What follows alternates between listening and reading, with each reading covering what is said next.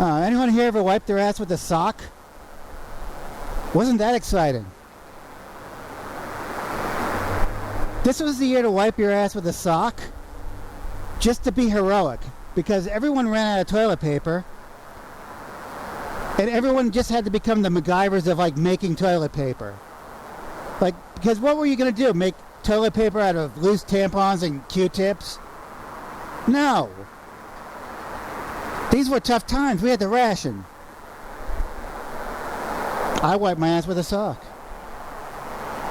Some people used a sleeve. You know? Some people used aluminum foil. These were rough times, you know? They just like smoked crack for 8 weeks in a hotel room and didn't eat. Took a lot of aluminum foil to do that. Ugh. Man, I actually wiped my ass with a sock before then because I'm an alcoholic that runs out of toilet paper. No, not because of that. I actually was ethical. Once I was ethical. But I had the trouble was I had a schizophrenic roommate.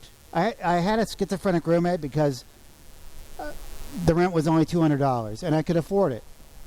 You know, and he had a large collection of samurai swords. So I paid for it quite a bit. Just in general, I paid for it, all right? But every once in a while, my roommate would go on Def Leppard marathons. He would go on Def Leppard marathons. He would just bring out a bunch of like hand-drawn nudie magazines, and he would like put them on a table, and he would stand in front of the speakers and play Def Leppard, like full blast. Full blast. He'd do it for like 2 days straight. He'd go on a Def Leppard marathon, and it was on vinyl. So he'd just stand there in front of the speakers in his parachute pants and his sunglasses and just do that. With like homemade nudie magazines and swords all around him. So whenever he started doing that, I had to leave the house. But I didn't know where I was going to go because my rent was $200. Like, you don't have extra money if your rent's $200. So I always had to go to like an anarchist squat to like, you know, sleep whenever that happened. And I knew a bunch of anarchist squats. So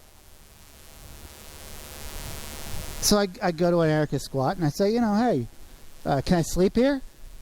And they say, yeah, you can sleep here, but the couch is sticky, you know?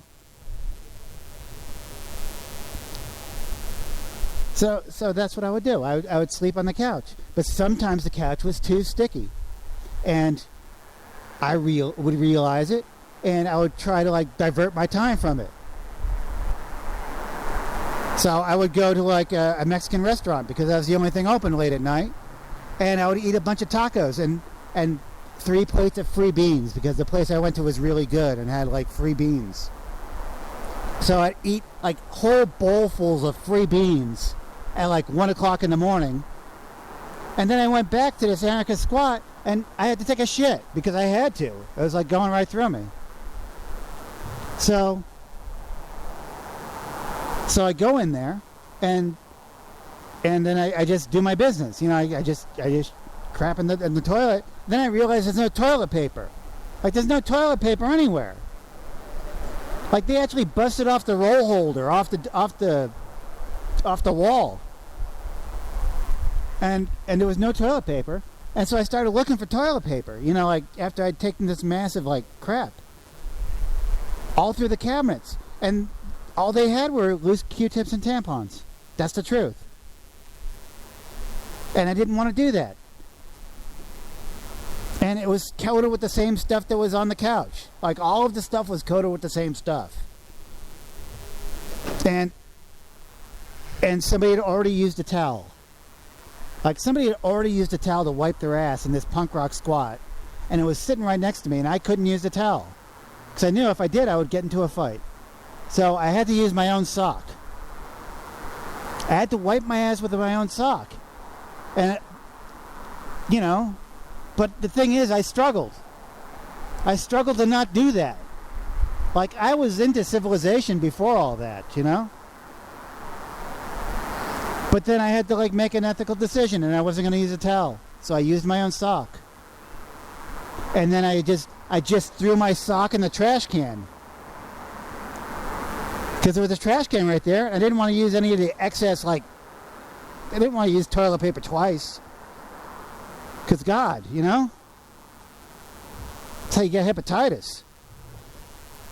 So I left my sock in there so they could see it. You know, that they were unruly guests, you know, or hosts.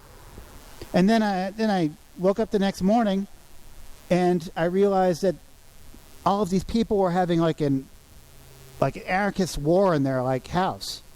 And they were hoarding all this toilet paper in all their rooms. So there was no toilet paper in the bathroom. So that's what happened. Like they were hoarding light bulbs and toilet paper all in their rooms. It was all dark in the house. But it was already too late because I'd already used another sock. I used my last sock because I was like, I woke up the next morning, nobody was up because they're all lazy. And I had another emergency, so I said, oh, I just have another sock. You know, because I wasn't worried anymore. I had, it was like a paradigm shift for me, you know? Because who goes out of the house with one sock and gets a job? Like nobody. Nobody goes out of the house with one sock and gets a job. You know? You got to go to the house with no socks. If you're going to do that, you know, that way you can pretend you're Jimmy Buffett or something, or, you know, a cocaine dealer or a real estate agent from the 80s.